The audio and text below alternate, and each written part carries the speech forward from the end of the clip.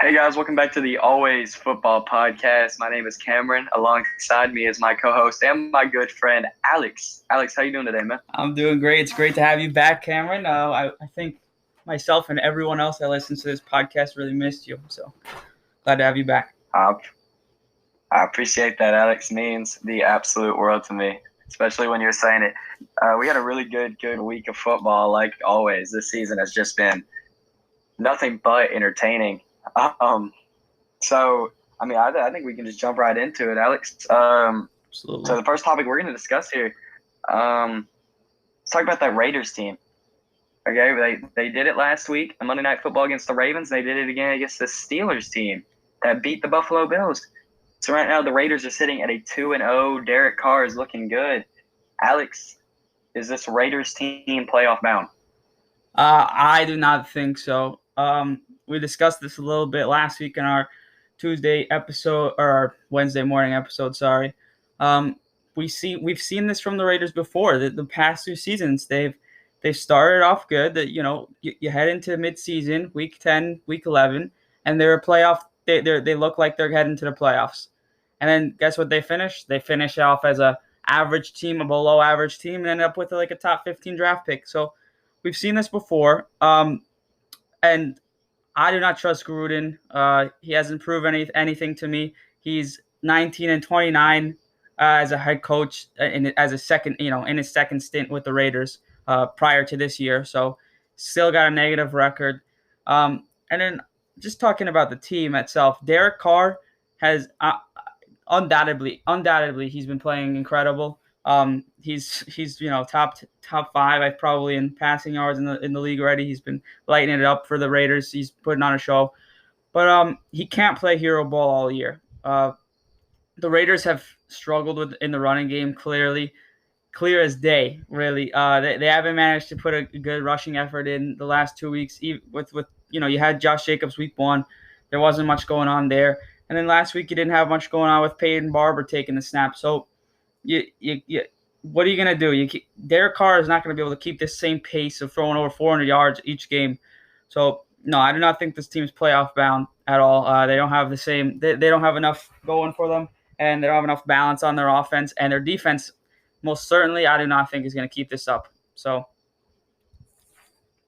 Yeah, no, Alex, I'm not going to agree at all. I'm not going to agree in the slightest. I'm a big fan of this Raiders team right now. I'm a big fan of Derek Carr. One thing you brought up is, with the past few seasons, we've seen him start off hot. But we didn't see this team take one of the the best dual threat quarterback in the league right now. Take him to overtime and beat him. We did not see this team play a Steelers team that was ranked – I can't even remember. It was a top 5 defense last season, I believe. And just – they scored all over him. I believe it's a 10-plus point victory. Derek Carr does not look like he has in the past few seasons. Derek Carr looks like 2016 Derek Carr, 12-4 Raiders team Derek Carr. Derek Carr's leading the league in passing yards. Derek Carr has 4 passing touchdowns, which is tied for 9th. This man is going crazy. Darren Waller is playing out unstoppable. You can call him Baby Gronk if you want to, because this man has failed to be slowed down, failed to be stopped, and there's no reason, in my opinion, that he will be stopped. And with all this I'm saying, you can't forget who they have in the backfield. Josh Jacobs, who has had 40 yards this season with this team's success continuing. There's no doubt in my mind that man can be thrown out there, run 100 yards in a game without a problem if they put him into the game plan more. So if you do come across this defense that's like really pass heavy, you still have a star running back in your backfield. You have a great offense. This team is not struggling. Max Crosby, very, very scary man. 2 sacks, 6 tackles. Honestly, this team is playing so much better than they had in the past seasons. They were the 30th best defense last season, and they took Lamar to overtime and held the Steelers to 17 points, Alex. This Raiders team isn't what we've seen in the past few seasons. This Raiders team is playoff bound. Yeah, but so how do you figure they keep it up, though? You're talking – so you brought up Lamar, you brought up Big Ben, but their weakness last season and the following 2 seasons has been in the secondary. And you just played a Lamar Jackson, as you mentioned. Yes, dual threat quarterback, but we all know what he's better at doing, and that's running the football. He runs an option offense, and he honestly looked very, very, very uncomfortable running the offense that they had tried to put him out there with on that Monday Night Football game. So, and then you took on a Big Ben who's completely so far out of his prime.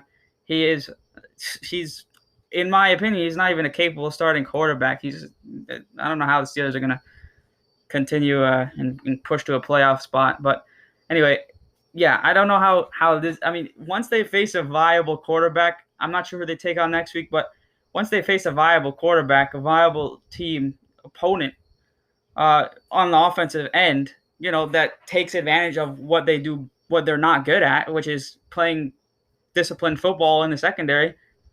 How are they going to keep this up? Yes, you mentioned Max Crosby, and I cannot argue with how good he's been. He's been probably he's been lights out. He's been just as good as probably Chandler Jones this season already. So, and we're 2 weeks in, and he looks like he's probably going to end up. This is going to be his breakout year, but he can't play. He can't play the secondary. So I don't see how they're gonna, once they face a real quarterback that's gonna just throw the ball all over them. Like Patrick Mahomes. He's in their division. They're not going to be able to stop him. I don't think. I can't see I can't put the Raiders as a playoff team yet, even if they're 2-0. Alex, you brought up the fact that Big Ben is not a caliber starting quarterback, and I agree. Big Ben's not a great quarterback. And you brought up that Lamar Jackson, not great in that offense. He's not much of a passer, and I agree. But what I am seeing is that this defense and this team is adapting to every situation. If you can slow down the best dual threat quarterback, and in my opinion, a top 5 quarterback, if not a top 3 quarterback, take him in overtime week 1 on a primetime game, something he is very, very good at showing out in usually. I mean, we just saw him in this past game beat the Chiefs. Right? Come back against the Chiefs.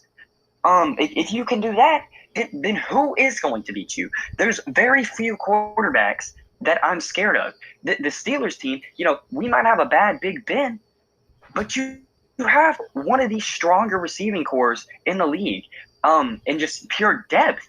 This team is playing better than I think you're giving them credit for. Yes, I agree. You have to play Patrick Mahomes twice a year, and that is a big downside to being in your division. But I think what you're forgetting is that this Raiders team did beat Patrick Mahomes last season. You had to play Justin Herbert on the Chargers. But if the Dallas Cowboys, I will say this as a Cowboys fan, if the Dallas Cowboys defense can hold the Chargers, who's to say the Raiders defense can't hold the Chargers? And then you're playing Teddy Bridgewater and the Broncos. This team, first of all, has a pretty decently easy division. I could see them sweeping the Chargers. I could see them sweeping the Broncos. That's 4 wins right there, and that's 6 wins already on the season. If they can pull off a good game against the Chiefs, I mean, you're already set at 7 wins for sure. And this team, you have an extra game this season. So that 8, well, I think they went 8-8 last season. Correct. Maybe 7-9. No, they went 8-8. Yep, 8-8. They went 8-8. Yeah. So this 8-8 team can become a 9-8 team, which in a 7th seed playoffs, believe it or not, can fit them in. I think this team. I'm not saying this team's going to win the division. I'm not saying this team is going to go insane. Finish the season 17-0, win the Super Bowl by 50. But I'm saying this team has proven to me in 2 weeks that they're a very, very strong team and that they will compete this season with, top level NFL teams. I think they're going to be playoff bound, Alex. I can't see them not. Yeah, Cameron, I'm not gonna, keep going back and forth with you on this one. It's certainly possible, but just from the previous 2 seasons, what we've seen a collapse from them. I cannot say it yet. We could talk about this, maybe, we could talk about this same topic maybe a few weeks down the road, but I'm not ready to say the Raiders are playoff spot. But I'd like to get into our next one about another team, and that's the Detroit Lions, a team that has very much impressed me personally, despite being 0-2, surprisingly. So, what I'd like to ask you, Cameron, is can this Lions team compete earlier than what everybody else thought? Alex, something you just brought up is how this Lions team has impressed you. I wish I could say the same. Listen, this Lions team has not impressed me. The coaching and Jared Goff has impressed me, and that's the problem. You see, we're seeing the same thing that the Lions have had in the past few years, minus the coaching, is you have a good quarterback, but what you have around him, and it's being proven to me in these games that what you have around him is not enough. I mean, Jared Goff is looking great, but really, who are they going to compete with? This Bears team, even with Dalton, is looking good. But if Fields has to come in, no, you're not standing a chance. And that could be another topic later down the road because I really do love Justin Fields. And I think that man is going to be a great player. And that Lions team is going to struggle against him. You look at this Vikings team that has played absolutely amazing. They played great. They lost last week off a missed field goal, and that hurts. You hate to see that. It's the very typical Vikings thing to do. But they are a very, very good team. Lots of offensive firepower. Dalvin Cook, Adam Thielen, Justin Jefferson. So really, you can't compete with the Vikings either. And you can't even talk about the Packers right now. I mean, I just watched that Monday Night Football game. I picked the Lions to win this week, and I'm upset now because I watched that team go up 17-14 and then completely give up and play an awful, awful second half. This defense cannot do anything to save their lives. I think this offense can hold on, but you're going to need a top 5 defense, and the Lions just do not have that. At least this Lions team is not competing, man. So you brought up the coaching and you brought up the quarterback, which they've had, right? But I think the difference here is, right, you've had a bunch of mediocre coaches. Your last coach was Matt Patricia, for God's sake. He was pitiful. That was an awful hire. But now this time you got a guy who's brought in a completely new culture shift. And that's this guy's the main reason why I'm such a believer in this team. Dan Campbell, okay? This guy he came over as the tight ends coach in New Orleans. He's come over and all of a sudden now he's the head coach in Detroit, a city that's been beaten down. And just his first interview, it got everybody in the NFL fired up. Maybe you're not a believer in this team, whatever, but that initial interview from Dan Campbell got you fired up. And what he's bringing to this team is, like I said, is a culture shift, okay? How do good teams become good? It's believing in something as a collective group. And that starts with your head coach, of course, okay? And Dan Campbell brings that presence that what a good head coach would do. He brings that presence and that idea, that all ideology of being a great football team. He brings that over to this team, and his team, you could just see it every week, and during the offseason, you just saw this team kind of grow as a unit and grow as a collective, and they want to fight for Dan Campbell. Okay, this is how great teams become great. It starts with your head coach. It starts with a culture change. I could say that as a Falcons fan because when Dan Quinn came over to the Falcons, what was the whole thing? Brotherhood, okay? We were a good football team for those 3 years in a row, right? We were a good football team because he brought a demeanor, a culture, a different culture to that city, a different culture to that football team, and that's what you build off of. So I think that a lot of people are saying that this team is not going to be able to compete for years. This is a complete rebuild, right?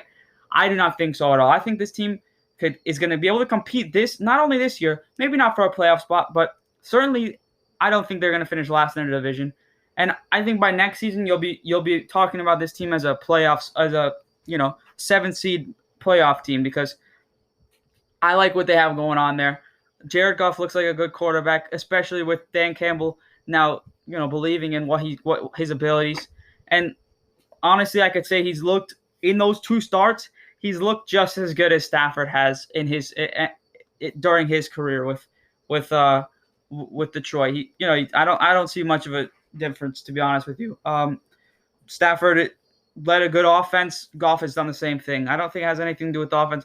I think it just has to do with the culture there and I love what Dan Campbell brings, and I love the future for this Lions team. I think they're certainly ready to compete and fight for this division. Yeah, Alex.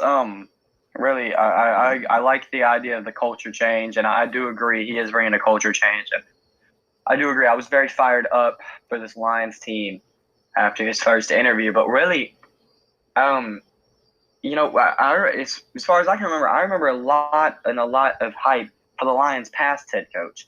And I guess he didn't bring that culture change, but really, if you're talking about this team right now, this team has nothing to go off of. They improved their O-line, yes, but it's still not that great. Your quarterback, I think he's playing good, but I'm not going to put him on Stafford level, and that's being proven right now with Stafford succeeding with this Rams team that Goff could not.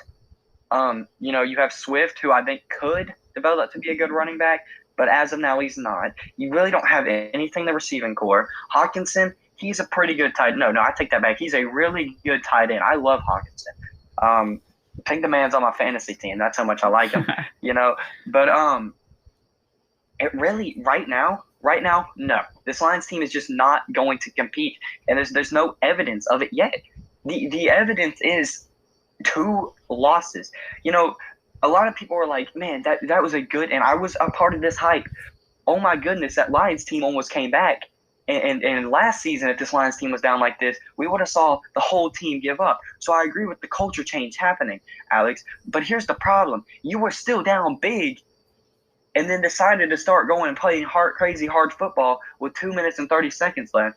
The question really is that the Lions team playing good, or is it the 49ers starting to give up? We see a lot of teams have big leads and start to give up. Alex, you're an Atlanta fan, So – we see a lot of teams start to give up with a big lead, and I don't know how badly that was the Lions. And then last week, they gave up in the second half. This week they gave up in the second half against this Packers team. I really don't see it, Alex. I cannot see this team competing. See, the thing is, so you're bringing up the two prior weeks. They are 0-2 as we said, but they've lost to 2 really good football teams, and 2 football teams that consider themselves as Super Bowl contenders. Okay, well, I think it's unfair to say that we didn't see a good. I mean, I think the Lions really impressed, and I certainly agree that the defensive side of the ball needs a lot of improvement, but they were impressive against 2 teams that obviously the Packers they've been in the NFC Championship for I don't know how many years in a row. And then you have the 49ers, who are just 2 years removed from the Super Bowl. So we've seen a lot of good from this team, and you just added. I mean, this is more for the argument that maybe next year they'll be able to compete for a playoff spot. But you traded away Goff for what? 3 first-round picks. You're gonna next year, and plus this team has cap space. So next year, heading into this offseason, as a Lions fan, you should be really excited, right? You have all this cap space. You could sign big free agents, and I think you have the capability of doing so because of that coaching change. Dan Campbell, with a good head coach, comes perks. You have players that want to come in. They see the culture you're preaching over there, and they come in and they want to play for you. And then also talking about the draft. You have all this draft capital to build this team. And sure, right now, maybe they're not going to win. Like I said, they're not going to win. They're not going to be a playoff team this year. But all these guys, even win or lose, these guys are getting better week in and week out. And this is a young roster. So these guys are learning together. They're growing as a team with this head coach. This team, there is so much potential, and it's more potential than what people see. And it's more potential. The potential is gonna hit faster than what people think. I believe. I truly believe.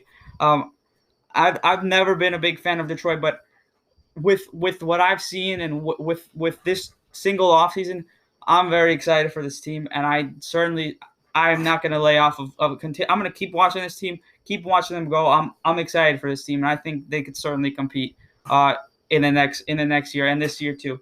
I do not think they'll finish bottom. I think we'll see a lot of good from this team. I don't agree still. I agree with maybe in the following years we can see them start to compete for not last in the division, but this season I'm not seeing it. But really, with that being said, I think we should just go ahead and move on to our next topic. We've seen some very very bad teams in the past few seasons looking like they're starting to improve possibly. And I think one of those teams is the Jacksonville Jaguars, the former worst team in the league. They had the first overall pick, and they picked the golden boy. They picked Trevor Lawrence out of Clemson, and it's clear to see that he's not the golden boy he was in Clemson. So, Alex, is Trevor Lawrence overrated? I think he is extremely overhyped. From what we saw in the draft process, this guy was supposed to be the next. He's supposed to be coming in. He's like the next Andrew Luck, right? The guy that's supposed to just come in and make a huge impact, bring this team from worst to first. And 2 weeks in, and I think it was just disrespectful comparing him to Andrew Luck. Andrew Luck in his rookie year, he brought his team from a 2-14 team to a 11-5 playoff team, and obviously making the playoffs. You're 11-5, you made the playoffs. It was completely disrespectful to compare this man to Andrew Luck. He's played two very easy, winnable games, gimme games. You couldn't have started your career off easier, I think. You go against the Texans, and then you go against a Broncos team. And granted, that's a good Broncos team, but you have a good team around you. This team should be able to compete, and you have weapons. It's not like you don't have nobody to throw to. You have Marvin Jones. Maybe these guys are not all big names, right? But you have Marvin Jones, DJ Chark, Laviska Shenault, all these guys, and those two young guys as well. I mean, those guys are supposed to be, Laviska Shenault especially is so hyped up, right, coming into this year. And then you have a good backfield with James Robinson. And I just think it was just unbelievably it's unbelievably ridiculous that people are comparing this guy to come out and put together a rookie season like Andrew Luck, like Herbert from last year, like Joe Burrow last year even. As one of these guys that's just going to come in and make such an impact. He's going to look like your franchise guy. I mean, this guy's he's turned the ball over 5 times, almost 7 times, fumbling twice, as we talked about before this. You were surprised with that. He sits at 0-2 now. He's not looked good at all. He's extremely overhyped, in my opinion. Compared to what we were told from the draft process to now, overhyped completely. Really, for me, Alex, here, I like Trevor Lawrence. Something I felt like that was something you should not have said was I think it's completely disrespectful to have compared him to Andrew Luck when he was hitting the draft. That's just not at all true. I mean, we watched this man, first of all, never lose a regular season game in his high school and college career and win national championships. It was not wrong for people to say he's going to be like Andrew Luck coming into the league. What you're forgetting is that he's playing on last team's worst team in the league. You can talk about the improvements and all that stuff, and the receiving core is there, but clearly it's not. Clearly something is going wrong because this team is not playing like they're a good team that needed a good quarterback. Because in my opinion, Trevor Lawrence is a good quarterback. He's played 2 games this season, 2 games. No, let's scratch that. 2 games in his entire NFL career, and we're already doubting on him. That is the worst thing you can do for Trevor Lawrence. You cannot doubt this kid. He is playing with a coach. This is what it is, a 5th straight year now with a college head coach. He should not be being coached right now in the NFL by Urban Meyer. I will say I was very hyped to see Urban Meyer coach the Jacksonville Jaguars. And when we were searching for our head coach, Dallas, when Jason Garrett was fired, I kind of wanted Urban Meyer. But it's clear to me, and I think it's very obvious that Urban Meyer should not be coaching in the league. Based on how bad it's been, I can't even blame this all on Trevor. I think I've seen a couple overthrows and some misreads, but honestly, the play calling is just not there. This team is really not there. You brought up Marvin Jones, but we probably could have brought up Marvin Jones maybe 2 or 3 years ago. We can't bring up Marvin Jones now. This is a team that had Tim Tebow competing for a tight end spot on a roster. I mean, this is a team that had their guy, Travis, straight out of Clemson. he was going to be the starting running back, and it was very clear when they picked him in the first round that was the plan, to give Trevor his starting running back in Clemson, and he goes down with an injury. So, we see he loses his starting running back. He really doesn't have that great of a receiving core. His tight ends aren't that amazing. His O-line sure wasn't really improved as far as I'm concerned. And that defense does not look like it has. That defense has only deteriorated since their amazing run with Blake Bortles. Really, I can't blame this on Trevor Lawrence. He's not on a good team. He's not under good coaching. He's not under good play calling. I think he's doing the best he can with what he has, and he doesn't really have much. I do not think that Trevor Lawrence is necessarily overrated. Yeah, but I can't agree with you about their offense. They have a good offense. It's not fair to say that they do not have a good offense. Compare it to you compare the top. We'll take Trevor Lawrence, Zach Wilson, Mac Jones. He's probably got arguably the best. Not arguably, probably has the best weapons of the three. Maybe he has probably second best offensive line unit. He's got a surrounding there's a surrounding cast. They built stuff. They had things in place for him when he came to Jacksonville. Their offensive line has actually been really good, despite what he's done this year. You would probably think he has had a bad offensive line, but it's actually been pretty good. It's bottom 5 in pressure percentage. He's really not faced much of a rush. He's only been sacked twice. So I just think it was unfair unfair is not the word, but it wasn't right to compare this guy to the likes of Andrew Luck. I don't care what you did in college. If you're gonna compare this guy to Andrew Luck, then you gotta think that, okay, Andrew Luck took his team to the playoffs after going 2-12, having the worst record in football. You said that they had the worst record in football. Andrew Luck took the worst team in football to an 11-5 record in the playoff berth and broke many rookie records. Lawrence has come in and has looked lost, and I don't think you could blame the Urban Meyers for this one. Sure, maybe the play calling has not been great, but it's the same play calling you had in college. So he really's had it easier. He's had the ability to adapt easier because you're kind of bringing over the same coverages and calls and all that stuff over to the NFL. I think it's unfair to blame coaching. It's unfair to blame the cast around him. It's on him. He's the golden boy. That's the title he was given, and you got to put up numbers. So I think he's overhyped, and I don't think it's unfair to say so. Alex, I'm not a fan of you saying what you said. The college, you bring up that he's got the college offensive gameplay from the college coach, but you're playing in the NFL. You're playing against an NFL defense, not a college defense. This isn't Clemson. This isn't Ohio State, and this isn't Alabama. When you compare those teams to, even the Lions or the Jets defense, they are nowhere near the same. These players are there's college players all the time, starters, that don't get to play a snap in the league. And then you look at the NFL. These are the guys that made it. The NFL is significantly better than the college, and that's a big issue that they have in Jacksonville. Is I agree, there is college game plan, and that's the problem. Another thing I don't agree with. You said he had a very easy start into the league, but you look at this Texans team, and you want to tell me that was an easy start. This Texans team gave the Browns a run for their money. They made the Browns the most complete offense in the league have to play a great fourth quarter to win a football game. I mean, this Texans defense has shocked the league. Tyrod Taylor's play has shocked the league. This is a team that people said could go 0-17. And you look at the Broncos. This Broncos defense has been great. They're a 2-0 team. I mean, there's no doubting that this team is better than people are thinking. So here's my problem is that, yes, I agree. In the preseason, when we looked at these teams, we're like, yeah, that's 2 easy wins for Trevor Lawrence. He can start 2-0. But the problem is that these teams are clearly showing skill farther than we thought, farther than they should.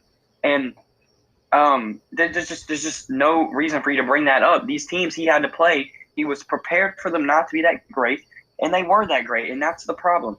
These teams, they were good. I think Trevor Lawrence is good. I think Trevor Lawrence just has nothing around him.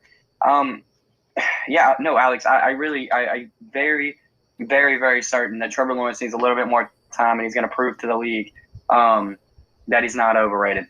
Uh, See, so just to clarify about the whole college thing, I think it was easier to transition for him to transition over to the NFL level because you're bringing, like I said, you're bringing over a college coach, and most coaches really do come from college, so you're bringing over that college, like the play calling, not the play calling though, but the terminology and just the way you learn it.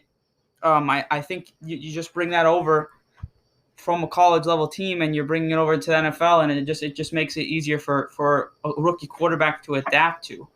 I don't think it has anything to do with the play calling because you do have college play calling. They're kind of interchangeable, really. It's just the way that it's run. You have the cream of the crop in the NFL, and then you have the college level players that are, trying to grow and they're trying to make the NFL. So I don't think it has anything to do really with, oh, these guys were, it's college play calling. It's just the fact that the golden boy is really just not the golden boy, and to say that he wasn't as prepared for the Texans or the Broncos because they were not great. Well, if you're this golden boy, I'm doing these air quotes because you're supposed to be ready for these guys no matter what. You're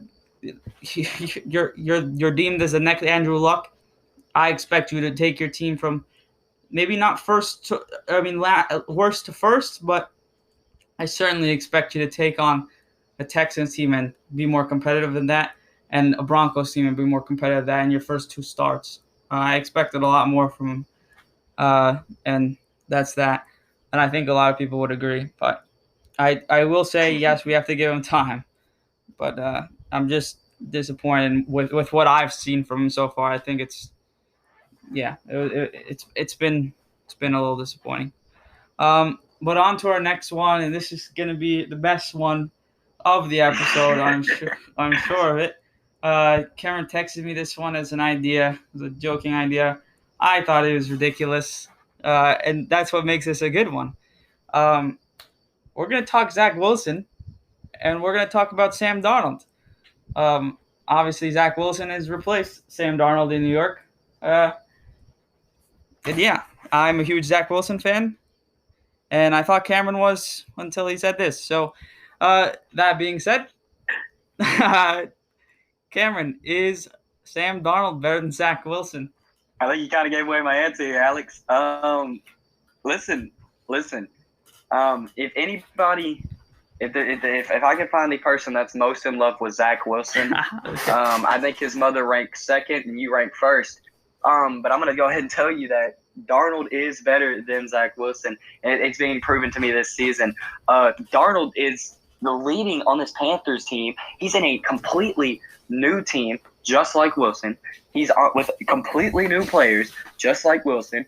Completely new coaching, just like Wilson. The only thing he's not, just like Wilson in, is skill and record. Because as far as I'm concerned, this Panthers team, they're 2-0, and this Jets team, they're 0-2. They're not doing good. And you can bring up the fact that this Jets team was bad last season, but and I will agree. But the problem is that you didn't help the team at all by sinking the level of quarterback play. I mean, you had Sam Darnold, who, in my opinion, is a pretty good quarterback. I don't see the problem with Sam Darnold. He's proven it. And you got a guy that I can't even say has a handful of picks because I only got 5 fingers on my hand, and that man's got 6 picks. I mean, he's not playing good, and Sam Darnold is. That's it. It's as simple as that. Sam Darnold is playing good football to take a Panthers team 2-0, and Zach Wilson is playing awful football to drag a Jets team down 0-2. He outplayed Wilson when he played Wilson.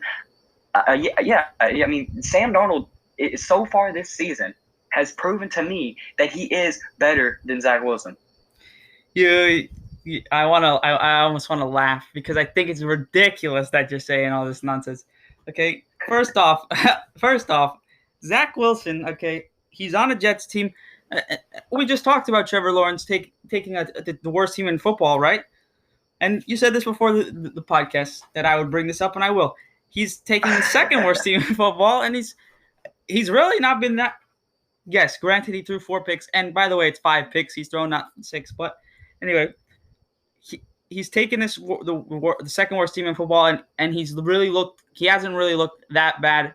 And I just think the big difference. Sure, Sam Darnold is 2-0 right now. Sure, he looks really good in the blue and silver with the Panthers, but look at the Panthers team, the Panthers roster. I mean, he is set up perfectly. He's got a number 1 receiver who's one of the most underrated receivers in the league, not given enough recognition. I'm talking about DJ Moore, and even his Robin to his Batman, Robbie Anderson. Those guys are an incredible duo in Carolina. And then the man I didn't even mention, he doesn't even need an introduction, Christian McCaffrey, probably top 3 running back in the league. You put Sam Darnold on this football team, that is incredible. And I think that it's just for another thing. Sam Darnold has gone against 2 teams that Saints are obviously a good team, but he's went up against a pretty mediocre Jets defense, and he struggled more against the Jets defense, weirdly enough. But let me get back to the point. Sam Darnold has been put into a situation where he can succeed. Okay, he's got pieces around him, a good team, great defense backing him. That defense is awesome. Matt Rule has done an incredible job assembling that defense since he's come in as a head coach. And then you have Zach Wilson over in New York, who has put together one pretty good start, I'd say, against a very good Panthers defense, and then a pretty bad start against a team against Belichick's Patriots. And we all know Belichick eats rookies alive, rookie quarterbacks alive. But I think it's just unfair to say that he's better than that Sam Darnold's better than Zach Wilson. Here's the way I see it. Zach Wilson with this Jets team, instead of when he okay, so I'm going to talk about the Patriots game. When he threw those first 2 picks, so first 2 passes of that game were 2 picks. If that was Sam Darnold, he wouldn't have kept going out there and kept trying to make plays with his arm, with the confidence. Zach Wilson, even though his first 2 passes were interceptions, he went out there with pure confidence the next 3 passes, and yeah, he threw another pick, 3 interceptions in 5 passes, but he went out there with pure confidence. He did not get deterred at all. He went out there, was throwing it confidently, standing in the pocket. He did not care that he threw 3 picks. It was in the very back of his mind. That is a mindset that great quarterbacks have. You just forget. You go out there and you keep playing your game. This kid has way more confidence than Darnold ever had and will ever have. His demeanor is far, far, far ahead of Darnold's. And that is the main reason why Zach Wilson is a better player and a better prospect than Sam Darnold ever was and ever will be. His demeanor, his confidence, everything that he brings to the table. Sure, he struggled to start the season, but do you think that's what's gotten it? Do you think that's gotten in his head? No. You know what that's done for him? That's gotten him. He's going to be the first and the last one to leave the training facility this next week, and we're going to see a huge game from him next week. Against who are they playing? I don't even know, but it doesn't matter. He's going to be the first and last guy out of that training facility. He's going to keep getting better and better. He's going to practice. He wants to be great, and that's the difference between these 2 guys. And Sam Darnold, when he was in New York, he didn't have that same mentality. He was kind of all he screwed up, and that was it. He was out for the count. Zach Wilson, he screws up those 4 picks in a game, and he's still out there slinging it, trying to make big plays, trying to get his team back in the game. There's a huge difference between those guys, and Zach Wilson is 100% in my mind the better quarterback. Yeah, I'm very happy that Wilson threw 2 picks and 2 passes and then put that in the back of his mind and then threw another one in the next 3 passes. But really, that as good as that sounds, the confidence sounds, should you be confident?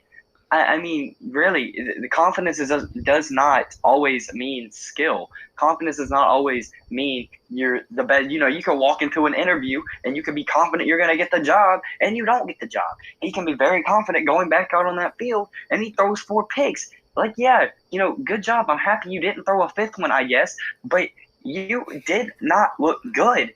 You haven't looked good. I'd say his best football so far was the second half against that Panthers team. Really, he hasn't played outstanding football, and I'm not going to sit here and say that Darnold is. I'm not going to sit here and say Darnold's absolutely amazing, but I know he's got 3 receivers that he's gotten 100 yards each. So he's not only is he sitting there and slinging the ball, but he's slinging it to 3 different men. He is finding options on the field, and you got to love to see that with your guy. I agree. There's a huge decline in skill between the two teams, but really, I don't know how that relates to the 5 interceptions thrown by Zach Wilson. Maybe a bad route ran or a dropped pass. But really, the 5 interceptions is really what's dragging me down here with Zach Wilson. I'm not saying that he can't get better, and I'm not saying that he can't be better than Sam Darnold, because where Sam Darnold is right now, that's not a really hard thing to beat. That's like getting a participation trophy, So I'm not saying that he can't eventually get better than Darnold, but right now he's not, and it's being proven through the gameplay. Darnold went and played the Saints team that held Aaron Rodgers, the reigning MVP, one of the greatest quarterbacks of all time, to 3 points. And then all of a sudden, Sam Darnold walks in, 28 points. It was a huge, huge difference between those two. Darnold is playing good football right now. Zach Wilson is not playing good football right now. And it's just as simple as that. It's really is just that simple. I know you're a really big fan of Zach Wilson, but you have to see this. Wilson is not playing good football. Wilson is not playing great football. You were high on him coming out of the draft. I was high on him coming out of the draft. There were people that ranked him over Trevor Lawrence. We were just talking about, was Trevor Lawrence overrated?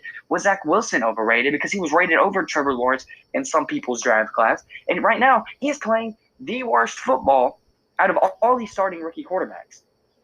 So really, there is just no shot right now that he is better than Darnold. Darnold couldn't go out on that field with confidence because last season Darnold was the best quarterback on that team, and they were still sitting there like, oh, we might bench you for a guy that's significantly worse. I don't blame him. Zach Wilson's behind the wheel, and they're not going to bench him, and he knows that. He's supposed to be their guy. They wasted a first-round pick a couple years ago on Sam Darnold and traded him for, a 4th, I think it was? And then they bring in Zach Wilson, and they're, in my opinion, probably wasting another first. If he can't turn things around, he's going to do exactly what happened to Sam Darnold, exactly what happened to Josh Rosen, and he's going to be shipped off, and they're going to try to move on. He needs to be good now, and that's not what he's doing. Sam Darnold's better. Sam Darnold is a better quarterback right now, and there's just no question. See, I love how you mentioned the whole job thing, going into an interview with confidence, and then you get the job. See, difference there is Zach Wilson's going to keep trying and keep going out there and go for and search for a job. Darnold, he's going to stop after getting rejected. Okay, confidence is key. Everybody, all the greatest quarterbacks are the most confident quarterbacks. Okay, you have sure you could say that maybe the confidence is not where it should. Like it's he's maybe overly confident, but I just don't think so. You have that confidence as a rookie quarterback. Who knows where that's going to take you in your career? It's going to take you farther than what Darnold's doing. And I don't really care that Darnold is 2-0 and he's looked great. He's not a better quarterback than Zach Wilson. Zach Wilson's more dynamic. Sure, he's throwing more picks, whatever, but I still see Zach Wilson as a better quarterback. And it's just going to always come. It's going to come back to the confidence and his demeanor. Everything, all the mental things that Zach Wilson has that Darnold doesn't have is what makes him the better quarterback. Zach Wilson doesn't have the stats, doesn't have the play on the field, but he certainly has a talent, but he has the mentality that Sam Darnold doesn't have. And the Jets got their guy. it's ridiculous that you just said that they wasted a pick on him. That's absurd to me. And you compared him to the likes of Josh Rosen. Get out of here with that. Zach Wilson is not a waste of a draft pick. The Jets got their guy. He's going to bounce back. He's still a better quarterback, despite what the stats say. His mentality is greater than Darnold's mentality, and it's just going to push him so far in his career. I love Zach Wilson. I'm going to continue to talk about him every week in this podcast. You know I will. Zach Wilson is the better quarterback, no doubt in my mind. Alex, let me apologize to you because I did say that it was a waste of a first round draft pick. But I want you to understand what I meant by that was if he continues this level of play, it is going to be a waste of a first round draft pick, and there's no doubt about that. And the comparison to Josh Rosen is if he continues this level of play, the Jets are going to have the number 1 overall pick, and there might be a quarterback out there like we saw with Kyler Murray coming in, and they got to ship him off. They got a better guy. But listen, Jets are the 7th seed. Jets are going to get the 7th seed. Huh? Jets are going to get the 7th seed. It's not over. Okay. All right, we're getting a little delirious here on the podcast. Delirious. Apparently. I don't see it, Alex. I don't. But listen, I don't feel like I can argue this anymore with you because realistically, we have different opinions on this guy. And right now, I know this is your favorite player in the league. So one of them. I don't blame you for defending him with all you have. With that being said, though, that is all we have to discuss here tonight. So I hope you guys enjoyed the podcast. Thank you guys for listening. If you enjoyed, please like and subscribe. And if you check the link in our description, you'll find a link to our Instagram, and we appreciate a follow there too. If you guys, thank you guys for. Oh yeah, let me add something, Cameron. If you guys enjoy this style of podcast compared to our last Tuesday episode, where we just kind of went over some takeaways we had from the week prior, let us know that this is what you guys prefer. We really do want to keep getting feedback so we know what content you guys enjoy more and whatever, so we can get better. That's all I got. Go ahead, Cameron, finish it off. No, I completely agree. Alex brought up the idea of we need to try some things that separate us from the other podcasts, and I love the idea of this. We really would love to hear y'all's opinion, because when it comes down to it, I'm happy with doing this whole thing. However, I know Alex was enjoying it too. So however you guys would like it, we're going to love to do it. But like I was saying, guys, thank you guys for watching. I hope you have a great rest of your week. I hope you enjoy Thursday night football. We'll have a primetime preview out for that one, Texans and Panthers. Absolutely. But with that being said, thank you guys.